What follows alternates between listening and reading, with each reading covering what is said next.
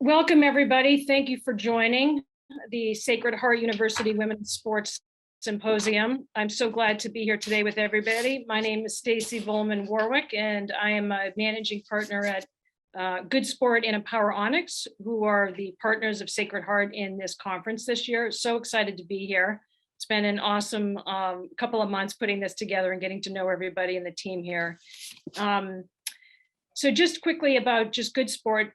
We had a panel prior to this at 4:30 to 5:15. This is the second of two virtual panels, and then we're doing an in-person on campus here fireside chat in about an hour and a half. And so this virtual panel is about the impact of Title IX, and we have a lot of great panelists that are part of this discussion today. Good Sport, just by way of reference, is a purpose-driven content company that creates stories about girls and women in sports. And our sister company, Empower Onyx, is the other partner today. And I'm so excited to introduce Michelle Blake Wilson, who's the CEO and co-founder of Empower Onyx, who's going to be moderating this panel. And just a quick 2 minutes on Michelle. So she's right around the office here for me. If she was right here, I'd be giving her a hug. But anyway, she has an incredible background, has executive positions at BET and Viacom and at the US Tennis Association, as well as multiple roles in fashion before that. So that's really her love underneath it all. If you ask her about that, sports and fashion. And she's really been the North Star for Empower Onyx, which is really about telling Black girls and women's stories through sport. And I'll let her kind of give a little bit more background on Empower Onyx, but she is the heart and soul of Empower Onyx. There's a great team also here today working on this, but so excited, Michelle, to introduce you and take it away on the panel. Awesome. Thank you, Stacy. So the check did clear. So thank you for all those kind words. As Stacy said, I am the CEO of Empower Onyx, and I really am just so excited to be here to have this very important conversation around Title IX and celebrating, its 50th anniversary with these amazing panelists and accomplished women. A little bit about Empower Onyx. As Stacy said, we are a media company, mission-driven company focused on celebrating and empowering Black women and girls through the platform of sport. We take a really broad definition of sport. It's not a destination, it's actually a landscape. And what we're trying to do is open up the aperture of understanding of where Black women and girls can see themselves in the sports industry, not just on the field, but in the boardroom, in academia, and alike. And so we believe in social impact through storytelling. We're trying to increase the number of young ladies who will stay engaged in sports, because we know at the end of the spectrum that they just have higher, there are success metrics. I'm so sorry. I always get tongue-tied when I try to say that one. But there are success metrics tied to girls' participation in sport. There was a time that 94% of all C-suite executives played some sort of collegiate or secondary sport. And we want that to be represented, and we want to uplift and empower that community. And so thank you again, Sacred Heart, for having us, and look forward to this conversation that is very timely and topical around Title IX. So with that being said, I would like to introduce our esteemed panel of women to have this very, very important discussion. So first off, we have Sonia Stills. She has been a respected and well-known staple within the Mid-Atlantic Athletic Conference for the past 19 years. In January of 2022, she took over as commissioner, becoming the first female commissioner in the conference history. and for the first D1 HBCU conference. In January of 2021, Stills was promoted to the Chief of Staff and Chief Operating Officer of the MEAC. She was the Director of Esports, which is new and cutting edge initiative that began in the summer of 2020, which is fascinating. I'd love to talk about that a little bit more. She took charge in her new role, serving as the key driver in developing regulations for the MEAC eSport community and developing the MEAC's eSport strategy. At Hampton University, because I must say Hampton University, my alma mater, before the MEAC, Ms. Stills served as the coordinator, the university's coordinator of athletic academics, academic support for 4 years. 3 of those 4 years, she was appointed to the senior women's senior women administrator. She has taken on many other amazing roles. She is a beloved member of Delta Sigma Theta Sorority Incorporated. See, I'm an equal opportunity. I shout out all of our Divine Nine sororities and fraternities. And so we're just so happy to have you, Ms. Stills. She was included in our Empower Onyx program with Sports Illustrated, 100 Most Influential Black Women in Sports. So we're very excited to have her. Welcome. Secondly, we have Tammy Petrocelli, who was named the department's Senior Women's Administrator this past year and has been promoted to Deputy Athletic Director and now oversees academic services and student development department, as well as the NCAA and Title IX compliance. She will continue to have her sports oversight of women's basketball, field hockey, swimming, diving, men's and women's golf, and women's wrestling. I mean, that's a lot. She's got a lot on her plate, so we thank you for being here. As part of her journey, Tammy saw a need to address student athletes' mental health, which is definitely a theme of a fellow panelist, and we'll get into that, which is very important, by supporting the Heart to Heart Mental Awareness Campaign and served as an advisor for Every Heart is Sacred, a student-led diversity, equity, and inclusion initiative. A graduate of American International College, Petrocelli joined Sacred Heart University in 2011 as the Assistant Director of Placement for the College of Arts and Sciences within the Career Development Program. We have Karen Ramming. Did I say that right, Karen? Awesome. Yes. Director of Digital and NIL Strategy at the University of Washington. She graduated the University of Oregon and founded the Oregon Pit Crew, a student-run PR account for fan section for sports teams. After graduation, Tammy worked for Pac-12 Network as a social media manager, where she developed and implemented social strategies for their social media accounts. After that, Karen worked at the Golden State Warriors as their social media director. Now at Washington, works on their social strategies as well as how the student athletes can grow their brand within NIL, which, as we all know, is a very hot topic. And last but certainly not least, we had to get the student athlete represented, Ms. Nia Simone. I'm so happy to have her. Nia is a former Division I athlete. She hails from Alabama State University. Go HBCUs. She started her professional career at CNN as a freelancer before becoming an associate producer.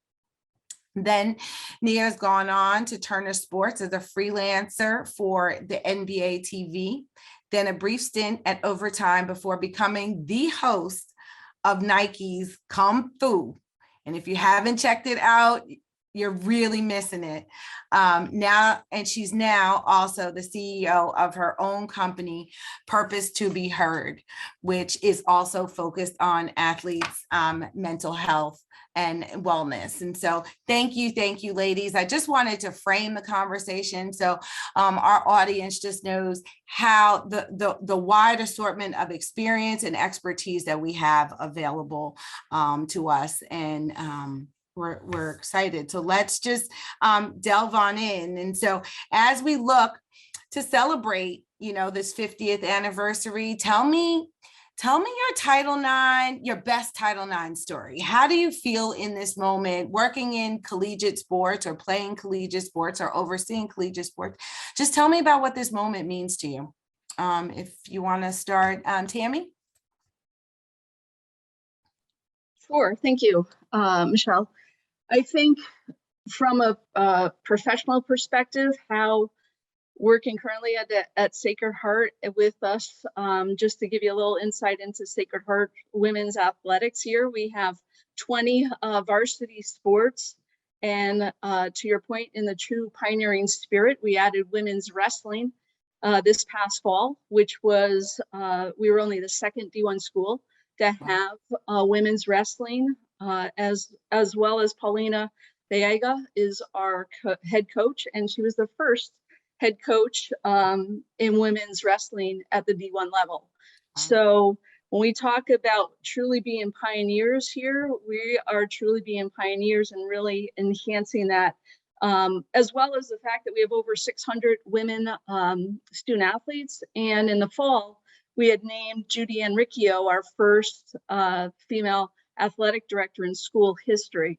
So I think we're really on a good path here at Sacred Heart, and Title IX has really, from the initial time where Sacred Heart first had sports, it was 2 sports, and that was back in 1975, and now we have over 20 on women's sports. So wow, so you guys are really walking the walk. What a way to celebrate. I mean, by having putting exactly the spirit of Title IX into action. So kudos. Sonia? Thank you, and thank you for having me. I'm living it. I'm living Title IX, throughout my career, and I was fortunate to work with Dr. Dennis Thomas, who actually got hit with the Title IX suit while I was at Hampton. And so from that experience, how it developed and how my career developed under him because of the changes that he made at Hampton, and then coming into the conference office, and it was more females in the leadership roles. Actually, only Dr. Thomas was the commissioner, was the only male leader in the office. The rest of us were females. And just seeing that grow, seeing the senior woman administrator as it developed on the athletic campuses was, telling my age, but when I was 12, and I was the SWA, how that was still evolving on being a really, truly meaningful position, and how that has evolved over the years. And so being the first female commissioner of all these male-dominated, in a male-dominated sport is tremendous. And so this is what Title IX has done for me. Awesome. Yeah. And a little known fact, Hampton, one of the main drivers, and correct me if I'm wrong, one of the main drivers was the men's tennis program was doing so well. They were the reason that Hampton really started pushing to go to D1. And that's when I got the opportunity to play for Hampton, was because of that very push. So I hear you, and thank you for all that you've done. Karen. Yeah, I mean, Title IX is everything. Like, from a personal standpoint, I was an NCAA student athlete for 2 years, and so that was part of the reason why I could go to college, was because of athletic scholarships that were afforded as part of Title IX. And now on the other side of it, working in a collegiate athletic department and understanding the full history of it and how far University of Washington has come in these 50 years and what we're still doing as a department to make sure that we're ahead of the curve for the next 50 years and beyond when it comes to Title IX. It's been very impressive to learn, and I'm not going to like list everything because we'd be here for a year, but we're still doing the 10-point audit every 5 years to make sure that we have equity between our men's and women's teams in facilities and in budget. Baseball had an indoor hitting facility, softball didn't have anything comparable. In that audit, that was found out. Now softball has a new performance center. So making sure that we're continuing those audits even when they aren't required to make sure that our student athletes are getting equitable resources from the schools. And then we've talked a lot about women in leadership positions in athletic departments and how it relates to Title IX. And we have 7 women on the executive staff here at UW, which I personally think is amazing just for my own professional growth being a woman in the collegiate sports space. Our athletic director, Jen Cohen, absolute badass. She's one of 5 female athletic directors in Power 5 schools. Like that's just crazy that like we have that kind of female leadership coming all the way from the top. And then even amongst our coaching staff, we have 12 women's programs here at UW. 10 coaches or 10 programs have female head coaches. So all of those aspects of female leadership throughout the entire athletic department, it's not just impacting those of us that work in the athletic department. Our student athletes notice it. They take advantage of it in terms of networking, relationship building, mentorship, and it's felt all throughout the student body and the athletic department. And we still acknowledge that there's work to be done. There will forever work to be done, but we're doing it. So it's very cool to see. Awesome. And we'll get into some of that work discussion.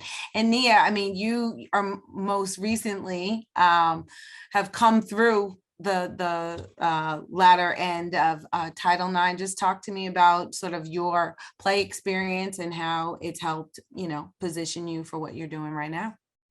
Yeah, I would just say, just even picking back off of what Sonia said about living it, well, after I was born, of course, or before I was born, Title IX had came about, and just to see the amount of progress and the amount of women who have been behind the force of really enforcing this. And I think that even during my time as an athlete, I was a women's basketball player, and we know how detrimental it is for the equality when it comes to women's sports, not only in media, but as well as for the athletes. And so now that I'm older and I'm able to just see, the difference between how the men and women sports are treated, there were some things, during my time as an athlete, I'm only 3 years shy of graduating college, and just seeing how much we lacked for the women. And they will always say, well, it's because it's women's basketball, you guys don't have enough revenue or this and that. And like you walk in the men's locker room and they have couches and TVs and they have hot water in their locker rooms. Like, we didn't have that, like I had to go back to my dorm shower. Novel. Yeah. So it's still like, that was only 3 years ago. And so we still have such a long way to go, but just to see that we are having these conversations and that we're able to celebrate 50 years of Title IX is so beautiful. And I know that the next 50 years and on, it will be a world of difference, right? But those are some things that I've encountered as an athlete, how, people constantly will kind of gaslight us as if like it's our fault that people don't want to respect women's sports. And it's just a lot of progress that needs to be made, but just to see it me 3 years out and just seeing the NILs and then all the women are getting their flowers now. I think it's such a beautiful thing. Great. I see a lot of head shakes. Karen, Sonia, it seems like you guys have some stuff to say about what Nia just dropped on us. It's funny, when she says that, when you're looking at the improvements that institutions do with their facilities, and how the first thing we're going to do football and not really thinking of, okay, we're going to do football, but we're also going to do volleyball and get their locker room together. And if you're going to do basketball, we're going to do the same. And that's the same issue, I guess, what the NCAA got hit with when you talk about women's basketball Final Four last year, and the discrepancy between both and how they're trying to make that change. I don't know if they're quite there yet with the change, because there's still some inequity between the both, and so, I when Nia says that, I'm just thinking, how my career and how the conversations go when you're talking with different institutional administrators. I understand it. I understand it fully, and you get that student athlete feedback, because I didn't play sports. I played church softball. That's all I did. Highly recruited. That's a sport. So, but to get that aspect from a student athlete of, again, living Title IX and that impact in your career on campus. Awesome. Awesome. I wanted to ask, because I know that I see this question in the chat, but I also had this question. Karen, you mentioned this 10-point audit. Is that an NCAA audit, or is that something just the University of Washington does? Yeah, so to my understanding, and this information is coming from Erin O'Connell, who's one of our 7 executive women who oversees all of our Title IX efforts. She was explaining that the guidance for the audit comes from the NCAA, but that it's not mandatory for universities to perform on a regular basis. So we're taking it upon ourselves to conduct it every 5 years. Oh, wow. That's awesome. And Tammy, how does Sacred Heart, ensure that they're adhering to the guidelines and creating these equitable environments for the two gendered sports? Sure. And I think to Karen's point, it's the same thing as far as doing some internal audits and ensuring that what we're seeing for one of the genders, we're ensuring that we're taking care of that for the others. But yeah, that's pretty much how we would handle that. Got it. Cool beans, cool beans. And so as we took a step back and we're looking at how we got to the 50 years, what would we like the next 50 to look like? What are some of the things that you want to see change? I mean, Title IX is such a big law, and there are a lot of regulations that are and requirements that are a part of it. What would you like to see it be in the future? Oh, that's just an open question. Y'all are old friends now. I can turn it over to Nia. Go ahead, Nia. Are you on mute? Yes, I'm sorry. Could you ask the question one more time and make sure I answer it correctly? Just where do you see, the next 50 years going? Yeah, I mean, I am praying, and I see that, because now we are bringing awareness to so many issues, i.e. 2021 March Madness that Sonia had mentioned earlier, just calling people out, and saying like, hey, this is the law now, like, let's abide by it, but also too, just getting people to understand that women are allowed to be able to compete just like the men. We work just as hard as the men, and it's just like, I feel like we all deserve equality, and the amount of respect for a lot of women that are, working day in and day out to provide, to practice to their certain sport, or the many women that are behind the administration standpoint of just pushing the needle forward of equality.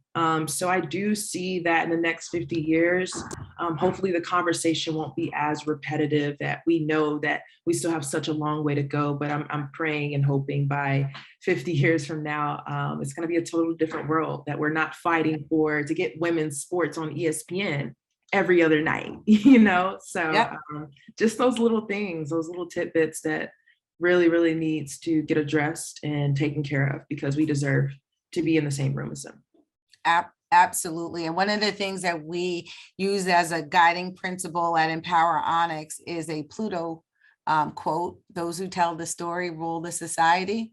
And so, putting, giving voice and representation to, more of us is what's required. I mean, there's a reason that we're less than 10% of all sportscasters.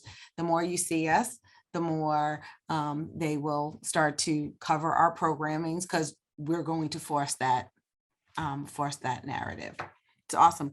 But now, so let's talk about the future a little bit, because in the last 2 years, there's been a huge change, a huge shift in the NCAA's point of view around players getting paid. I think it's way too late.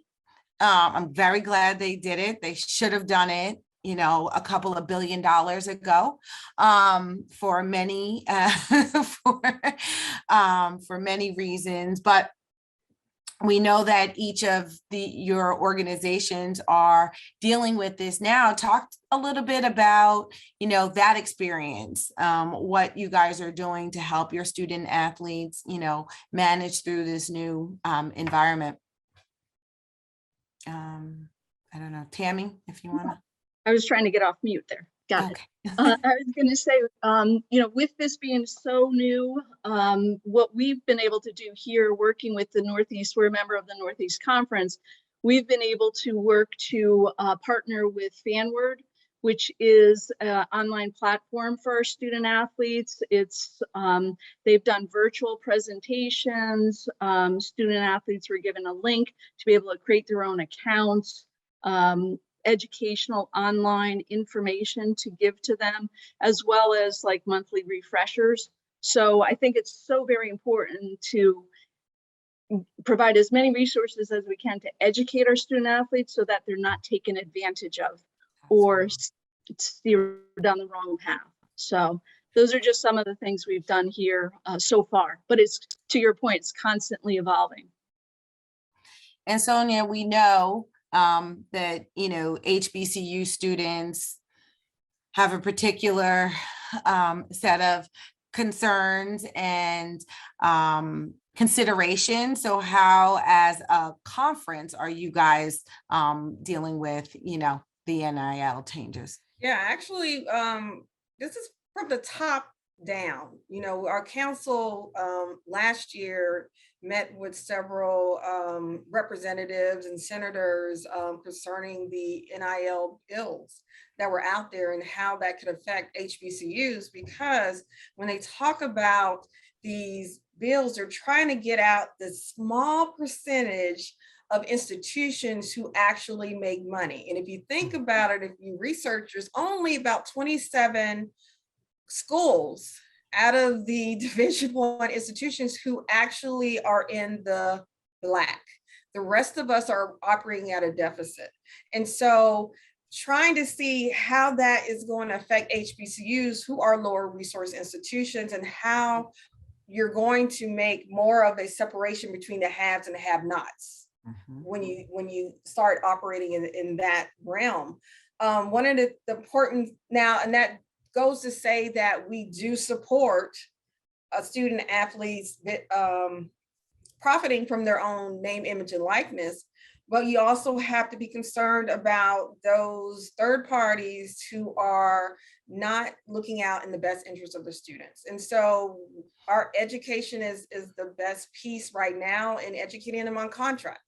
Understanding that if you sign your NIL to a company, that they might have your name, image, and likeness for a lifetime, and you only thought that you were signing it off for just one particular deal. And so really getting them to understand exactly what they're signing is very, very important. So we're looking for those opportunities. And we do have a conference agreement with Influencer for our institution, for our students or our member institutions, because we think that's an important piece that we need to have. We got to be on the playing field either way. But how can we do that to protect our students? Sure. I mean, Nia, I gotta imagine this is something that, you lived through. So talk to me a little bit about your point of view as it relates to NIL. Yeah, everything that Sonia was saying is completely accurate. Just even talking about HBCUs as not really having as many resources or opportunities as, Power 5 schools, or whatever the case may be. And so that was, when it first came out, I was ecstatic, because the little athlete in me would have really appreciated that. But just also too, what are the pros and cons that comes with it? What are some things that has to be put in place now for the athletes to just make sure that they're getting the front end, that they're not really getting, put on the back burner or getting into bad contracts, because that happens, right? Yep. And so I'm almost positive that there are programs in place now for athletes, of course, using their resources now to be able to negotiate and talk about what they need in their contract, what's going to help them, be a better athlete on and off the court or on the field. But, again, as Sonia said, those are some really, really key things that she spoke on. It's like, okay, is this going to benefit the HBCU athletes in a positive way? Right. So again, a lot of room for improvement, a lot of growth, but I do think that this is the start to something that's going to be a huge game changer for all athletes, because it took long enough. It took long enough. But there are going to be some things that needs to be put in place so that the athlete is protected, and that nothing detrimental happens. Absolutely. And you touch on a good point. And Karen, I would love for you to pick up on the conversation, just coming out of the Final Four. Zia Cook is the number one, is the highest paid influencer or coming out of the Final Four, which begs the question, how is this the changes to NIL specifically impacting female athletes? Yeah, I mean, that's been a huge question, a huge topic of discussion, like nationally, but also internally as well. What we've found is, a lot of the headlines that you see are about the one-off big splashy deals. A lot of times they involve male student athletes. And so we talk about equity all the time internally and even on panels like this. So what can we be doing as a university with our resources that we're providing to make sure that we're creating as equitable of a playing field as possible for all of our student athletes? And something that we do, our philosophy at UW for NIL is very similar to what everybody's mentioned, protect the student athletes, educate. We can't facilitate any deals. So we are not hands-on in getting student athletes deals because it's prohibited due to our state ethics committee. So what we do instead is make sure every student athlete has equal access to resources like myself for branding and social media monetization, like my coworker Amber, who was a practicing attorney for almost 6 years, to ensure that what they're doing is beneficial for them as a person, for them as an athlete, and that they aren't getting screwed over by some of these companies, because that is happening around the country. When it comes to the discrepancies between men and women specifically within NIL, I can't go into deal specifics necessarily, Right. But we found that the majority of the deals that are disclosed here at UW are actually from female student athletes. Yep. Which I just love that stat. And I think that it comes down to be successful in NIL, if you don't have that kind of national branding, like an Isaiah Cook, you have to be entrepreneurial in spirit, and you have to put yourself out there, develop your brand, and oftentimes seek out brands, because brands are just as overwhelmed with NIL as student athletes are. They don't know how to approach it. And so we're educating our student athletes on how to take advantage of it. And our women's sports teams are kicking ass at doing so. Not to say our men's sports teams aren't too, but especially women's. And so we've noticed that on campus, and just looking at the dollar amounts coming in, local and communities pulling in more money. But when you look at volume of deals, it's coming from those one-off social media posts from national brands. Absolutely. Yeah. Absolutely. It's a great fact. We were in our pre-call, we were talking about how that's a national trend, which is a beautiful thing. A gem that was uncovered by this is like, girls are kicking ass. Girls are the ones who are the influencers. They worked hard at building their brand online, and now they're able to reap the benefits of it. I follow the Howard University lacrosse team. I know. Betraying my HIU, but I love it. I love seeing these young ladies just on a day-to-day basis on TikTok and these other areas. So kudos to them for securing these deals. Now, but Karen, I just want to go back to you, Karen, because you sort of touched on this, and this is something that Stacy and I, being women of a certain age, are always like, okay, we trying to wrap our hands around this one, are the NFTs. And everybody knows we know what they are. I can say that. But talk to us a little bit about like your thoughts on them and how do you see them benefiting student athletes or not? Yeah, for sure. So my answer will not be unique to NFTs, but is especially important in the crypto space. Student athletes can and should benefit from NFTs and crypto by being part of the community first. Crypto and NFTs are such a unique environment, and simply by creating an NFT and putting it out in the world, that won't necessarily do anything unless you're part of the community first to, one, build value for yourself and your brand that you've done on Web 2 and social media, but two, also so that way you understand the landscape and you understand what you're getting into, because it's brand new, it's completely different. And even if you crunch the numbers on scarcity and you say, well, I'm creating a one-of-one NFT, if you don't have value in the NFT community, then your NFT won't have value, even if it's one-of-one. You have to take demand into account. So when we look at NFTs, that's always the number one thing that I speak with student athletes about, is just get embedded in the community first, see if you like the space, understand the space, create value for yourself and your brand there, because it's different from a lot of the outside world, and then go from there. Wow. Oh, do you have an NFT, Nia? Do we have? I do not. Not yet.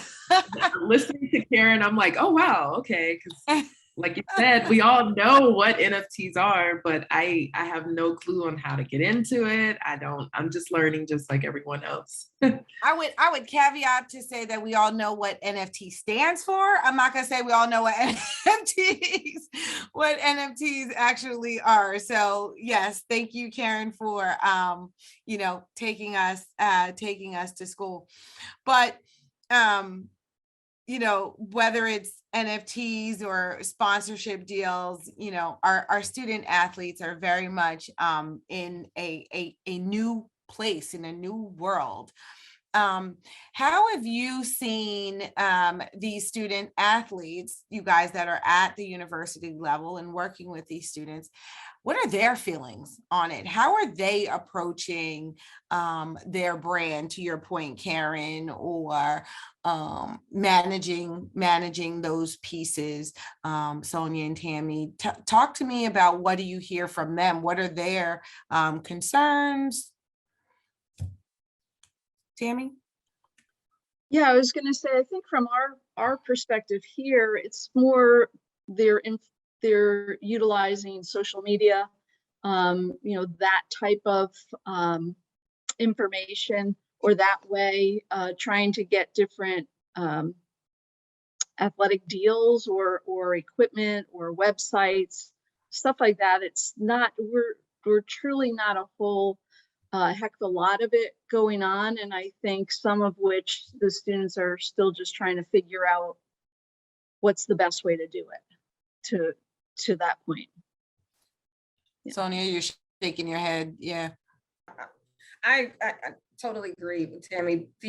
I think our students are looking for how the best way to get the content, from a conference perspective, when they're participating in championships, and you got the footage and the videos and the pictures, and hey, how's the best way that I can get that footage, which is a great opportunity because we have a conference agreement with Influencer, and we have it in the conference office so that that information shoots straight out to the institution. They have access to that. And that was very important when we talk about NIL. How can the conference assist in that? And the best way is for us to be on the Influencer platform, and information automatically uploads to that for the students' use. Got it. Cool beans. Cool beans. I think we can go to some questions, Stacy, and team, if you'd like, because I know there's a lot going on in the chat. Yes. So other folks who are listening in, if you do have questions, please either send them into the chat, or if you want to ask them directly, that maybe can work as well. One question that came up here that I was curious about is I'm just looking for it here. what do you guys think in terms of where Title IX is in trying to be more inclusive? That's kind of one of the questions, and something we had talked about even when in our prep call is are there kind of things like the 5-point or 10-point system that tries to get at that, or universities trying to do that themselves versus being dictated from the NCAA? But I was just curious what your guys's point is, or this is from the chat, how to kind of answer that question about making sure Title IX enables schools to be more inclusive. Or not, maybe it's a gap. Yeah, I can speak just a little bit of that. And I think part of what we're trying to do, or part of what a university is trying to do, is listen to their student athletes, right? To see what's important to them and what are some of the things that gravitate within their interest. And really what we've tried to do here at Sacred Heart, like Michelle had said in the beginning, with our mental health awareness movement, first was student-led, and then after the George Floyd murder, we had 2 of our student athletes want to talk about social justice. And that's how Every Heart was, Every Heart is Sacred came about. And kind of from there is just showing that from an administrative level, a coaching level, a staff level, that we were all willing to listen, to talk, and to really start doing the hard work, not just pose for a photo, but really do the hard work day in and day out to make change. So I think in that, if we create that environment, we try to foster that from administration here, that it's okay to talk about things. It's okay to be uncomfortable about things. It's okay not to be okay about things. The more we start talking about a variety of things, then we're able to really get to the heart of the matter. And hopefully through hard work, we continue that.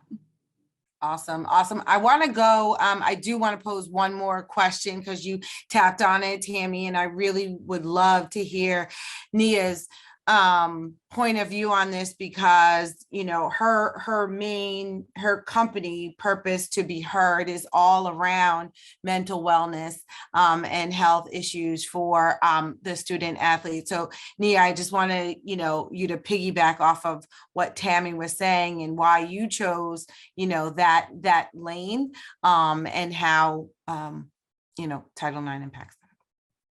Yeah, of course. Definitely agree with everything that Tammy was saying, listening to the students. And so what I had realized, and just even building my company, there were some things that I took away, or some experiences I had during my time as an athlete. And I wanted to bring awareness, or I am going to bring awareness, to a lot of issues when it comes to equality and things of that sort. I had saw that someone had put in the questions, asked a question about, how did it make you feel to see the lack of equality when it came to, the locker room situation, as I was telling you guys earlier. And, it makes you feel awful, because it's like, geez, like I work just as hard as my male counterpart, yet I can't even get a decent locker room, and it's like, we're constantly winning games or bringing championships to the school. Our volleyball team was incredible. They didn't even have a locker room inside of our arena. Our track team is just now getting, a new track. I don't even think they had a locker room. So it's those little things that you see where a lot of these women-led teams, these women teams, as volleyball, women's basketball, women's soccer, you name it, we just do not have the amount of resources or the amount of support as we should. And it can do something to you mentally, because it's like, I work so hard and I'm still getting treated less than what I am. And I don't think anyone wants to feel that way. So I think that, during my time as an athlete, now with Purpose to Be Heard, I've poured into it, and I'm going to continue to pour into it to bring awareness to these issues and address them. But I do believe that, as Tammy said earlier, listen to your athletes and allow your athletes to have that platform and that voice to express a lot of issues that we're having, and what's going to make the athlete feel comfortable and feel supported during their time at these institutions. Absolutely. I mean, and we see it with, Naomi Osaka and Simone Biles. I mean, these athletes, we've always thought of them as these superhuman beings, and they have the mental toughness or mental rigor that we don't. That's why they're able to do what they do, but they struggle just as much as each of us. And so the fact that all of your institutions are listening to your students is really promising for a different way of engaging with our student athletes. I believe Stacy has a question. Okay. I appreciate the honesty, by the way, on that discussion. Thank you, guys.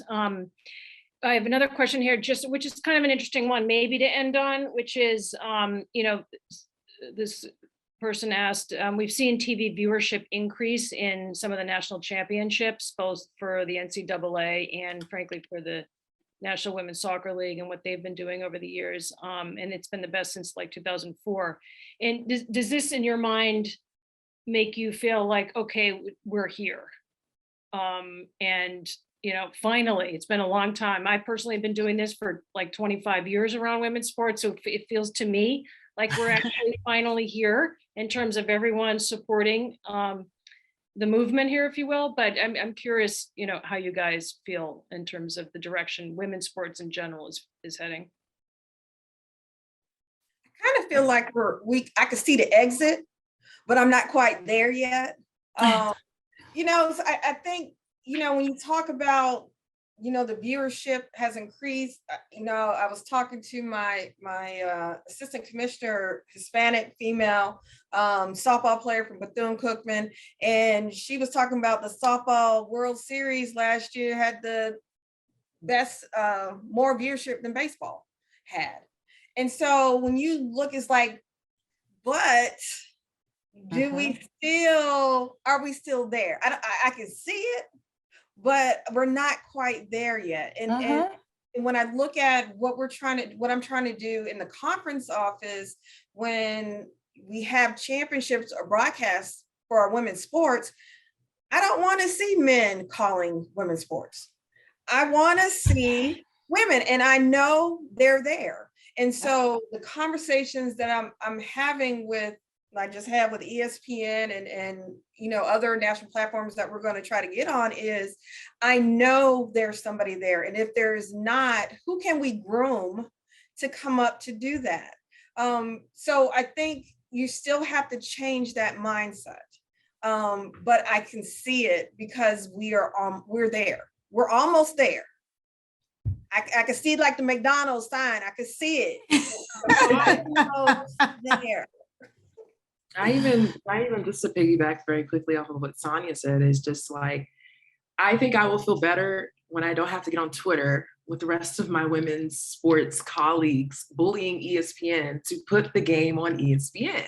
Why are we on ESPN News or ESPN2 or WNBA? It's so hard for us to find it because, it's somewhere on CBS 40,000 somewhere, Right.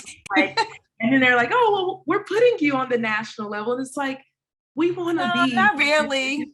Exactly, not really. So I think I will feel okay and I'll see some difference. Like, yes, every year the viewership is exceeding in all women's sports, but yet I can't cut on ESPN right now and see women's soccer, women's basketball, softball, you name it.